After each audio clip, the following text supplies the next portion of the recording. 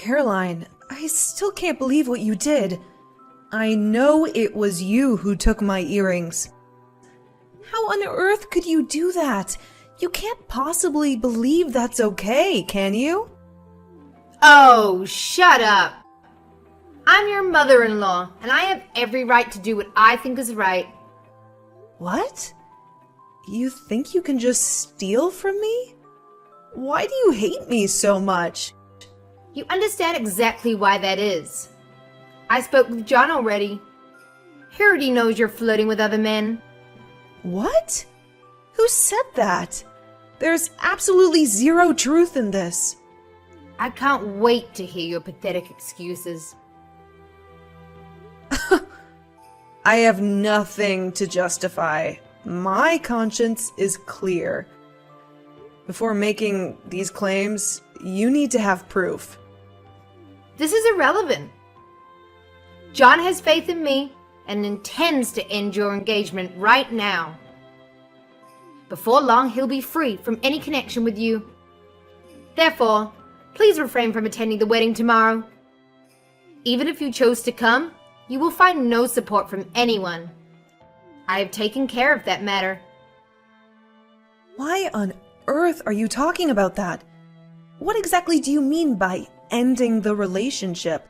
Up until just a few days ago, everything was going well. There were no problems. What's the matter with you? I'm madly in love with John. Our future together is something we're excited about.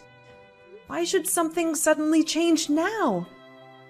I don't understand. I'm not sure what I did to deserve this. Prior to yesterday, everything was going well for me. However, I later learned about you. So you are solely to blame. You never told the truth. You concealed the fact that you resided in a home for misbehaving children, right? Therefore, you deserve everything that comes your way. Huh? Just give me a second. I never kept that a secret. I know I informed John a while back, so he's been aware of it for ages. He had absolutely no issue with it. I'm certain he must have told you the same. He didn't tell me because he assumed I might be worried about it. That's why he told me later. He is a thoughtful young man, but I later learned about it from someone else. Honestly, I was completely taken back. You're practically a criminal.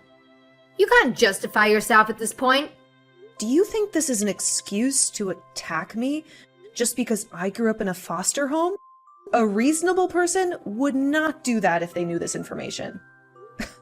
Gosh, you are the worst. I advise you to mind your language, you little troublemaker. I have never engaged in any criminal activity throughout my entire life. This is coming from the person who has stolen my things many times before. At first, I couldn't find my earrings for a month until I accidentally saw them on one of your friends. Do you think that's normal? This is absurd.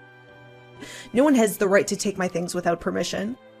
I guess you have a point there. It wasn't right of you to deceive me, was it? That alone is enough reason for me. I didn't deceive you. Listen, I understand if you have any reservations about my upbringing. I've dealt with that criticism from people my whole life. If I don't take it into mind sufficiently, I apologize. It's past the point of no return. I won't tolerate your dishonesty. Naturally, after discussing everything with John, it was clear that I had to take action. John agreed that postponing the wedding is the wisest course of action. I couldn't allow him to go through with it, since you're such a nasty spouse. I know that John could only have agreed to this because you've lied to him. What kind of person would do that? You truly are an awful person. In my place, any rational mother would do the same. In any case, you're not required tomorrow. I'll tell everyone you cheated on my son. And fled with another man if you decide to show up. The wedding will be terrible, even if you manage to con John into taking you back. I guarantee you that. Mark my words. Just stop it, now. Do you realize how many people you might offend by acting this way? I wouldn't be the only one. John would also find it difficult. Actually, it would be sabotage for the entire wedding ceremony. And that's great. Huh. Do you want to embarrass your own son on his wedding day? Is that your point? Oh, so that's your perspective, huh? As I've been repeatedly saying, your presence is not required. Clearly there's still a significant misunderstanding on your part. As long as you're absent from the wedding, we can continue with all the arrangements smoothly. If you genuinely don't want to create any issues for John, then it's best for you to stay out of this, just as I've been advising you. How will the wedding day actually go on without the bride? I've considered it, so don't worry. You know, there's this friend of John's who claims she'd always dreamed of marrying him. What is this nonsense? She is the adorable bride of a respected family, unlike you. Therefore, a new bride will be there on the big day to surprise everyone. I'm sure John doesn't even know about it.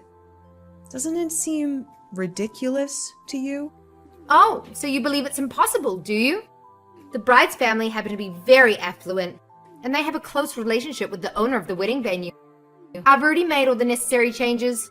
This is just unbelievable. She really is the right person for John. No one will ever accept this. Everyone will be delighted. I can't believe it. John will be the happiest he's ever been. I'm telling you, sweetheart, coming here is a big mistake. You better not try to ruin his wedding day. I'll have security throw you out immediately. Additionally, I've already told the venue not to let any of your guests in. So believe me when I say that nobody at this wedding will care about the change of the bride. I have to say, I've never met anyone like you before. So John is stating that calling off the engagement is okay? I just want to be sure of that. Don't make me say the same thing twice. I'm a busy person and I don't have time for your meaningless chatter. Well, I wish you good luck. I appreciate it. You catch on faster than I anticipated, which is quite helpful. It seems you do possess a sharp intellect, despite your upbringing in a foster home. And naturally, you won't mention anything about the earrings, right? Why do you think so? If you talk about it, there will be consequences. I'll ruin your life. After all, you shouldn't have thought you were worthy of my son. So it's your fault. I can't believe you're saying that. Actually, hold back on telling John anything I just said to you. The bride's family will not allow this wedding to be spoiled. There's no turning back. They have connections to make your life really difficult. That's a threat. Why on earth did I hear that John had visited your home? What is he doing there? Don't tell me you spilled the beans to him. How dare you? He's ignoring me now. I should have known you would go back on your word. Miserable girl. If you mention anything, you'll pay for it. Caroline, do you still recall all the items you've taken from me? I filed a police report. What? Why'd you do that? I told you not to. I'm not going to keep that quiet. Why should I? Theft is something that's punishable by law, and crime deserves punishment. John knew immediately that something was wrong. What does he have to do with this? Did you honestly believe that John would simply buy into your convenient excuse of me running off without questioning it? He immediately got in touch with me. And when he discovered that you had already hired security and made arrangements to prevent my guests from entering, don't you think that raised some suspicion? Do you think that John is foolish or gullible? Both of us are extremely angry about this entire situation. That much is certain. But on top of that, John is feeling deeply offended. Oh my! Everything is crashing down. You're the source of all my problems, you little brat. What should I do now? I've upset my beloved son and he's ignoring me. Maybe you can ask the police when they're taking you to the station. What? What do you mean, police? However, there's no proof. You could just be staging a crime and making everything up. Why should the cops believe you? You're very attentive for such an old witch. I did a good job with my silver spoons that went missing the last time. And then we saw them in your kitchen. I have hidden cameras all over the house. I only use them because of you. You're joking. Do you really have cameras? Who installs cameras in their house anyway? You're crazy. That's normal. All of my friends have cameras. And it's a very convenient thing to punish people like you. Be sure that you will pay for everything you stole, according to the law. You can't do that. I'm John's mother. Are you seriously considering turning me in? How could you ever entertain such a thought? I can't believe you. Claire! Caroline, it's time to face the consequences of your actions. You've created this mess, and now you have to deal with it. John deserves to know the truth, and the law will decide what happens next. Well, well, well. Claire, it's been quite a while since we last spoke, hasn't it? What is it now, Caroline? I couldn't help but hear through the grapevine that you decided to tie the knot without even consulting me. Who do you think you are making such a monumental decision without my approval? As a result of your actions, I found myself being arrested and dragged into a legal court case. I certainly didn't deserve any of that. And it's utterly outrageous that such injustices are even allowed in this world. They sentenced me to probation, and needless to say, I lost my job in the process. You know, that cleaning business was my lifeline, my source of stability. And now, on top of everything, you went ahead and married my son, without so much as a courtesy call for my opinion. How much further are you willing to go to humiliate me, Claire? Tell me, where are you now anyways? I've heard whispers that you moved out of that old apartment. Answer me now! Don't think you can just ignore me and sweep this under the rug. Hey, I recently discovered that you were actually one of the girls Sylvia took. Another instance of deception that you kept hidden from me. Looks like she's been in touch with you. Yes, it so happened that Sylvia was in charge of the orphanage where I was brought up. She's adored by many other kids as well for all of her excellent attributes. Anyway, I certainly did not anticipate receiving a call from her. We went to a charitable organization together. Yes, Sylvia was extra shocked when she found out what you did, because she knew you so well back then. She said she didn't recognize your behavior and that you were a completely different person before. I guess you must have really changed since those days. Oh, I'm sure you made a lot of stuff up when you discussed everything. She even said she was disappointed in me. How could she have misunderstood what took place? How did you manage to put me in this horrible situation? You have no respect for your elders at all. I just told her exactly what you did. I see you haven't learned anything in your years of probation. Well, there's nothing to be done for it now anyway. Against my better judgment, Sylvia talked me into accepting the fact that you married my son. So I'm on my way over to give you my blessing. What? What the heck is that supposed to mean? Sylvia quickly gave up your address when I had become a little too emotional on the phone, sobbing and pleading that all I wanted to do was apologize to you. She's a wonderful friend, and she's aware of your best interests. Sylvia really told you our new address? Oh yeah, who would have imagined that you'd be in Paris? What an amazing city. I can't wait to get there. Wait, what? This is some kind of mistake, Caroline. Hey, I've just arrived. Where is everyone? Come over here immediately. I want to relax before we head out for a city stroll. I'm quite exhausted, you know. I'm currently in the lobby, sitting and waiting for you. I've been waiting a while, so hurry up. Oh, and once we're done, I want to sightsee, so show me the finest spots. I'm sure you're familiar with them all by now. It must have been a long trip, but we can't go pick you up. It's simply impossible. Huh? Well, that's rude. I'll be in a difficult situation if you don't come quickly, so please hurry up. I only had enough money to cover my plane ticket to get here. I'm begging you, come pick me up. Hurry! First of all, why are you contacting me? Why didn't you contact your son? Because he's ignoring my messages. My own son. Can you believe that? How ungrateful of him. So I had no alternative but to get in touch with you, sadly. Oh, really? That's all you can say to me? You know, I could block you at any point. And maybe I should have already. John has already told me it's fine to ignore anything from you. You better not block me, so that you'll know when I arrive. In any case, my buddy Sylvia told me where you were residing.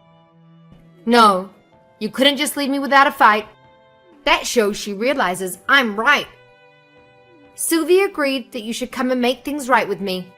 I'm curious about it. It seems like she had a genuine desire to ensure my safety. You see, I informed Sylvia that if you were truly showing signs of remorse, she could give our whereabouts to you.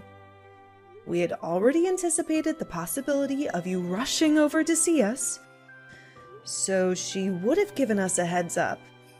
I was slightly concerned when you contacted me unexpectedly. What are you on about? I don't understand what you're saying. This is all so tedious. Just get over here. Do you still not get it? Don't you see that even your old friend has totally given up on you? What are you referring to? Absolutely nothing you say is coherent. Come here right away. Caroline, we don't live in Paris. Don't be stupid. Sylvia told me everything. Yeah, well, we've never even been to Paris. What are you saying? You're telling me that Sylvia lied to me? That's right. But Sylvia would be the last person to do such a thing. She does really have a tender heart. She thus frequently displayed sympathy, even when it wasn't in her best interests, and has been really duped several times by people. But she continued to harbor a spirit of generosity in her heart. That's the kind of gentle person that Sylvia is. And from the time I was in her home, she always told me she wanted me to be a person who could show true gentleness to others too. That's how she raised me. So Sylvia couldn't possibly have lied to me about this. She's not the type of person to act that way. That's how I can be sure that in fact you're lying. After all, Sylvia gave me the money for the ticket. Yes. She mentioned that you pretended to cry and even pleaded with her for money to come here. However, she saw through all of it. She was really upset that she didn't realize the extent of your transformation. The airfare was given to you by Sylvia as a parting gift. Sylvia had hoped to provide you with a chance at a different life and to defeat the darkness within you. Ultimately, she told us that you showed no remorse whatsoever, which is why she refused to give you our address. Huh? What are you saying? I understand now that Sylvia has completely lost hope in your ability to change. She also mentioned how closely connected you were through charitable organizations, and even more than that. Even if you had genuinely demonstrated remorse, I don't believe she would have disclosed my whereabouts. Well, you may have been her old friend. She played a pivotal role in raising me. As I mentioned before, many of the children who grew up in her home regard her as a mother figure. You're saying Sylvia likes you more than me? She has helped raise a lot of kids, including me. You're the kind of person who despises people like me. Well, she spent most of her life defending us.